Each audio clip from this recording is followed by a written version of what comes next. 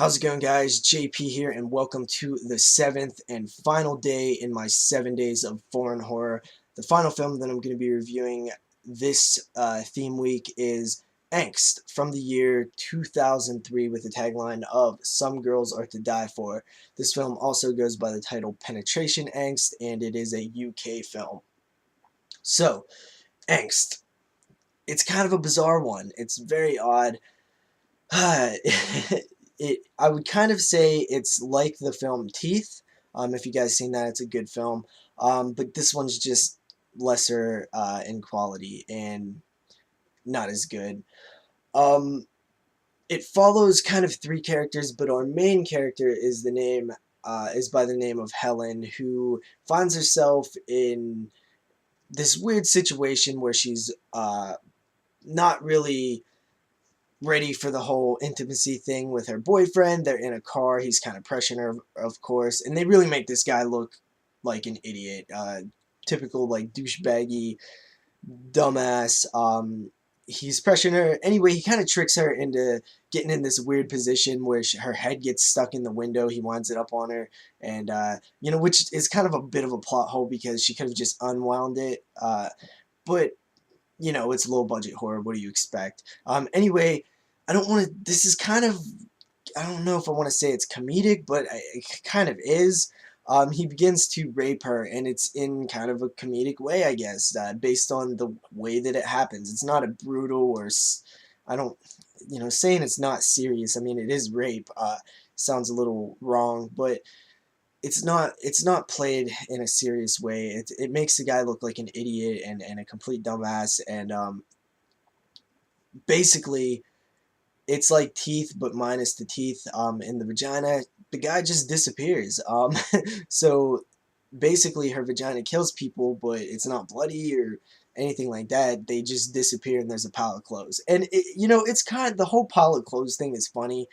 Every time you just see the pile of the guy's clothes, whoever the vagina kills, and it does lead to some chuckles. Um, Basically she needs to satisfy the the bloodthirsty vagina that she has. Saying some of this stuff just makes me sound so dumb, I bet. I feel weird saying some of this stuff. It really is a odd movie. Um, so yeah, she got to start feeding this thing men, and she turns into a prostitute. She has sex with a bunch of people. They all disappear. Their clothes falls, and she has to keep this thing. Her vagina. She has to satisfy the cravings, and she has to feed it men in murderous ways. Of course, she gets into some funny situations.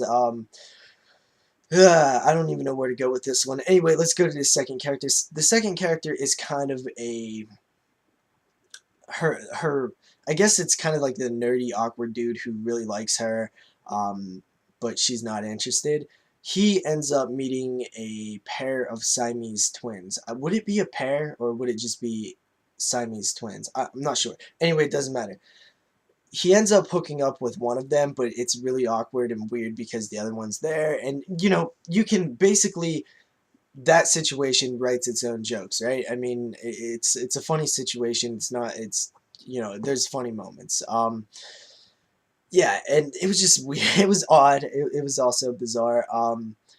And then there's a third character who is a stripper who's gonna rob a bank and stuff. And all these stories connect and tie together and run into each other and all, are one story by the end. That's basically the story. Wow, I don't even know.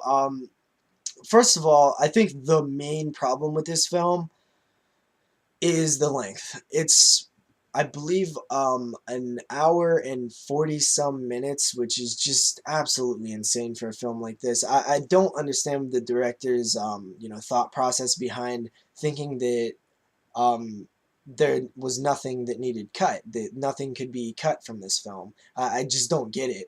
There's plenty of areas where you could have shortened it and made the film much more, I don't want to say tolerable because it was tolerable. It's just, it feels like the investment isn't really worth it. it could have been an 80-minute film, um, and that definitely would have helped it. But it's not. So yeah. I mean, there is three stories, which is a lot to get to. You know, three characters, their own things, but it really could have been shortened. And there's some okay gore. There's a lot of nudity, which helps.